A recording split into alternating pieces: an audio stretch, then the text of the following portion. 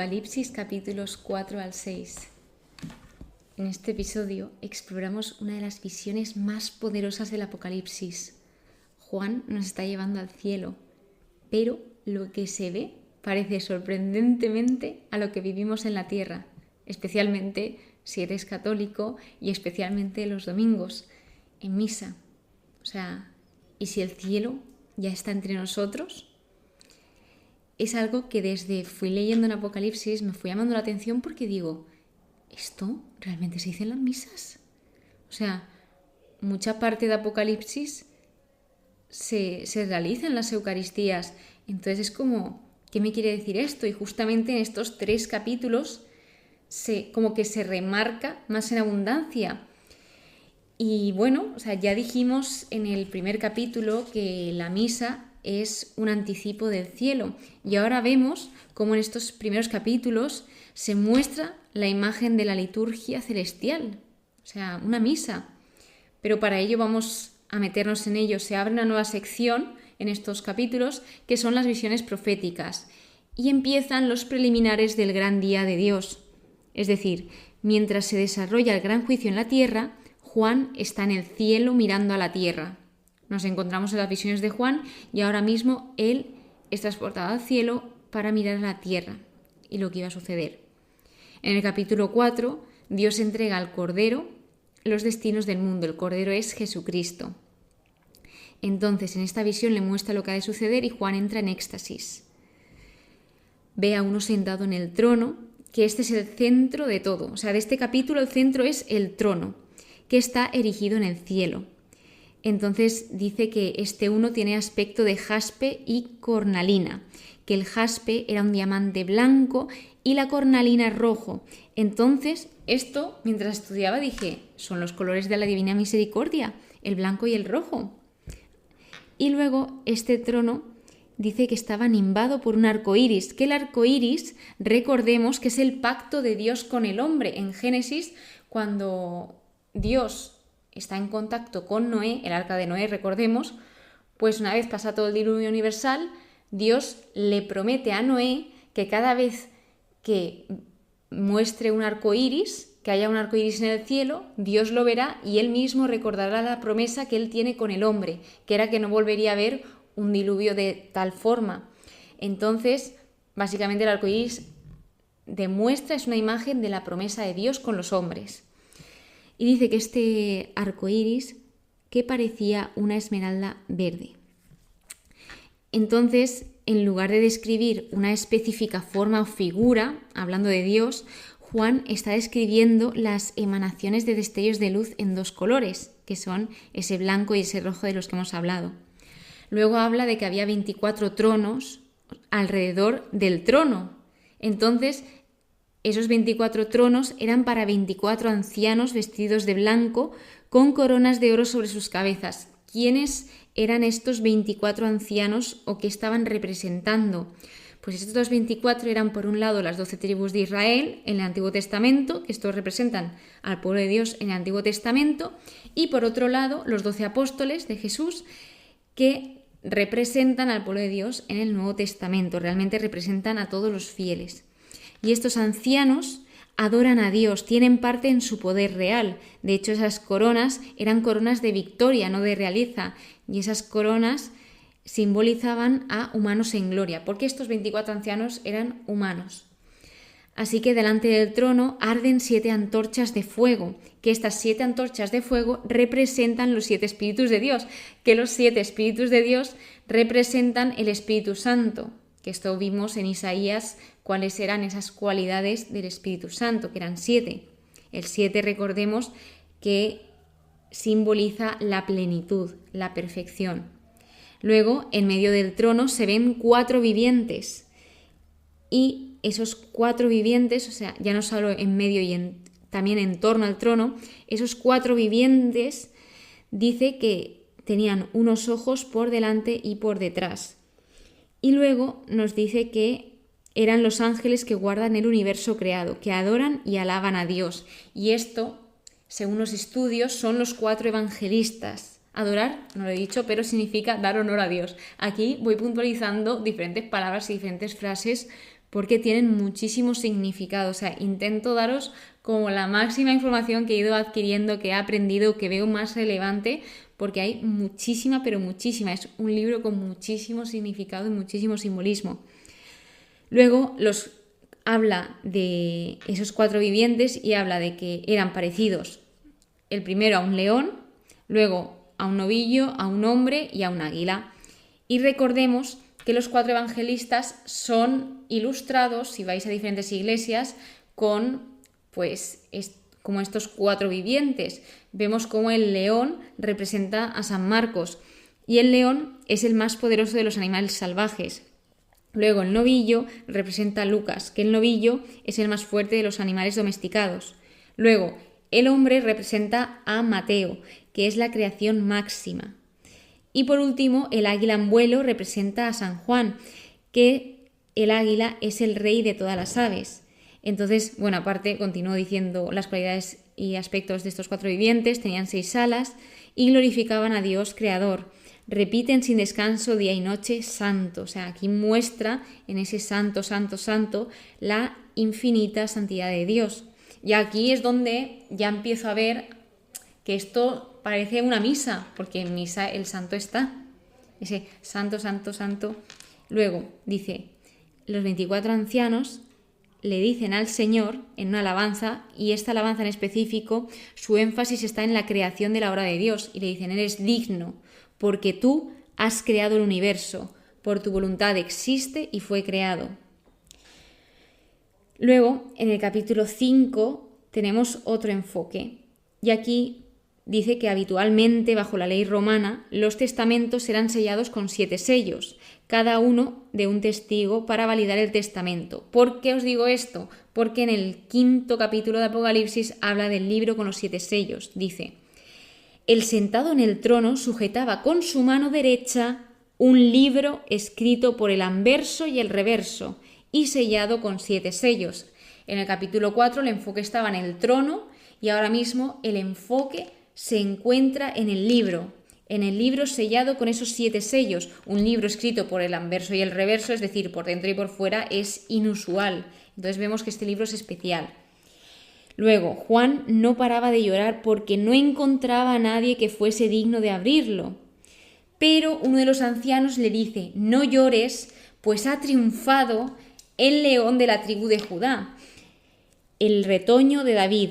Él podrá abrir el libro y sus 7 sellos. Aprovechando que hemos hablado ya 2 veces del león como uno de los 4 vivientes y ahora habla del león de la tribu de Judá, que es Jesús, pues quiero comentaros que justamente en este tiempo hay un nuevo papa y es el Papa León XIV. Así que pues que ojalá todos recemos por el papa y porque él haga siempre la voluntad de Dios y que tenga sus ojos siempre puestos en el Señor, ya que pues el ser papa conlleva una responsabilidad muy, pero que muy grande. Por eso el papa necesita nuestras oraciones. Y justamente el nuevo papa se ha llamado León XIV.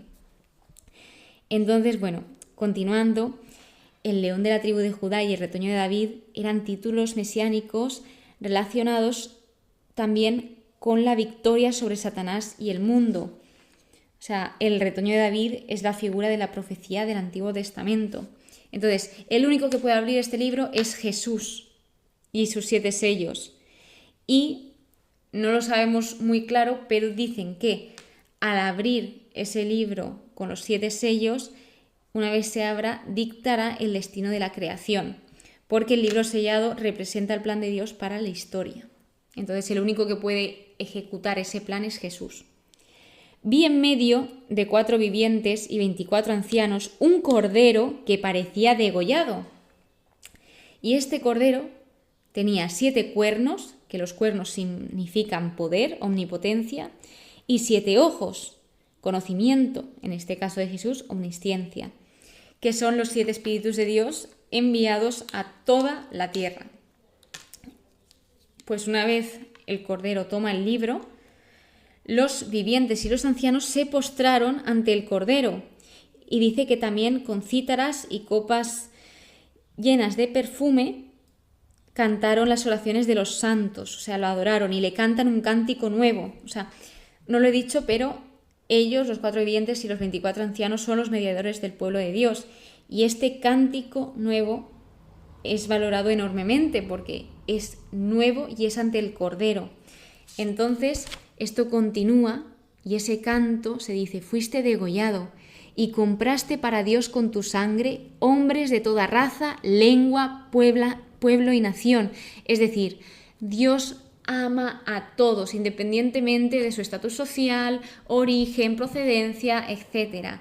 Te ama a ti en todo tu ser y su sangre te redimió, te rescató, te liberó, porque Dios desde el principio lo que quiere es que seamos libres y Jesús vino a hacernos libres, porque el hombre es esclavo del pecado. Entonces Jesús toma el lugar de todos y cada uno de nosotros sin él haber pecado y pues Él es el sacrificio por nosotros y lo hace todo por y para el amor.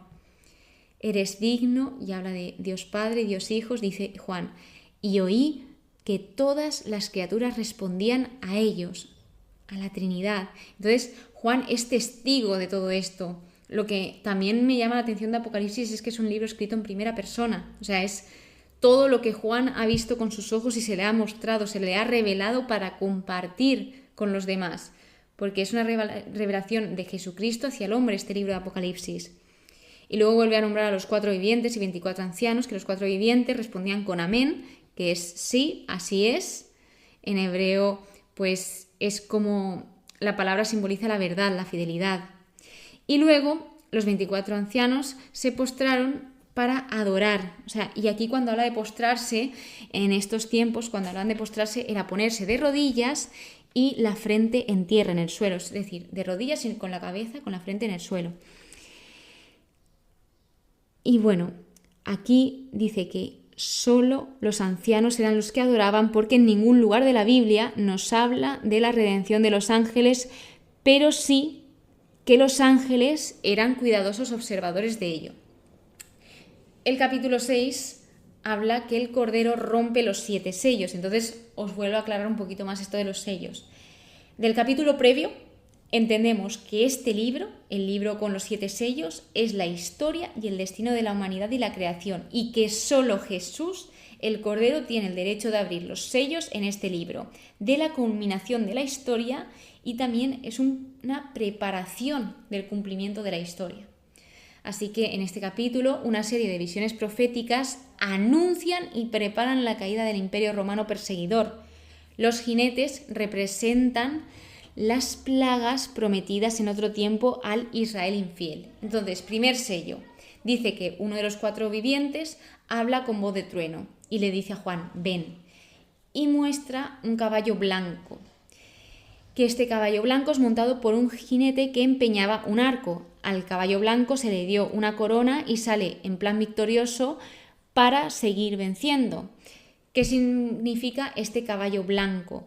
Este caballo blanco significa la conquista, el poder. Habla de un dictador satánico que gobernará sobre los hombres como un falso Mesías. Es decir, teniendo la vista global de Apocalipsis, este caballo blanco habla del anticristo. Luego, entendemos que las semanas 70 de Daniel, o sea, recordemos que Daniel es otro libro de género apocalíptico del Antiguo Testamento y habla de las 70 semanas. Entonces, se entiende que la semana 70 que nombra Daniel empieza cuando este dictador confirme un pacto con los muchos del pueblo judío. Luego, el segundo sello habla el segundo de los 4 vivientes y es un caballo, aquí aparece un caballo rojo, que este caballo rojo lo que simboliza es la guerra.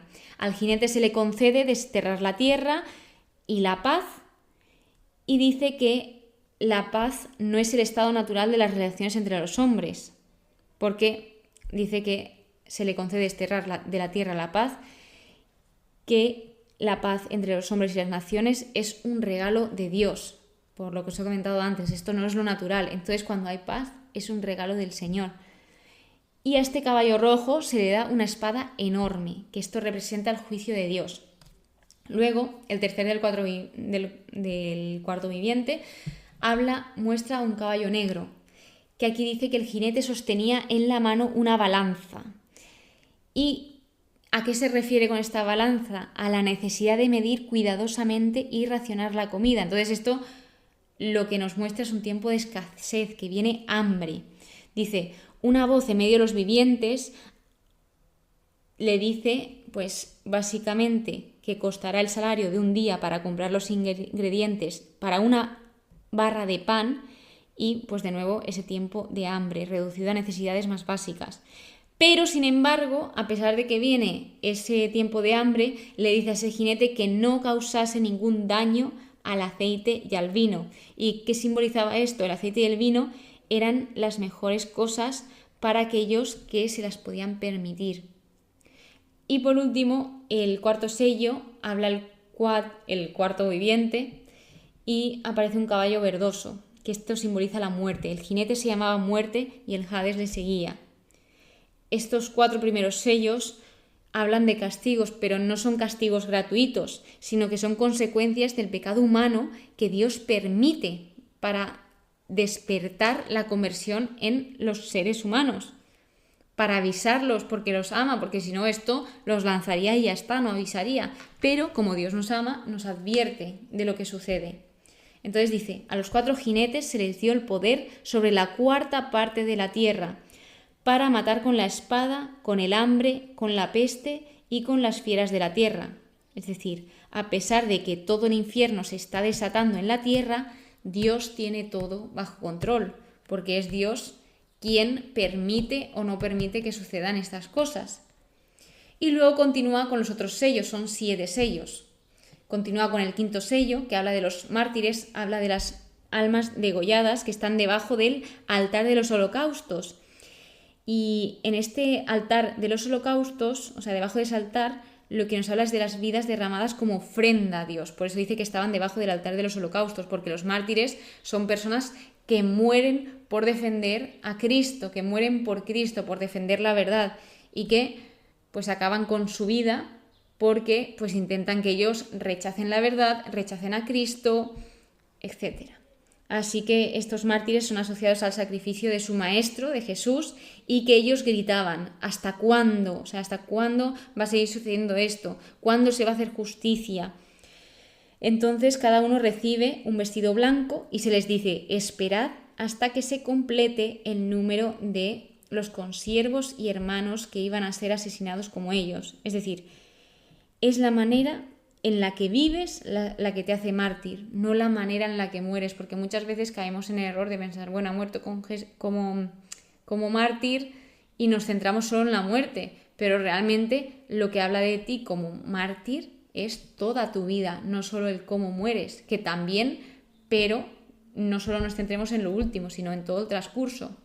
El 6.º sello habla de las señales cósmicas, que puntualizando en la Biblia, las perturbaciones celestiales muy a menudo están conectadas con la venida del Mesías.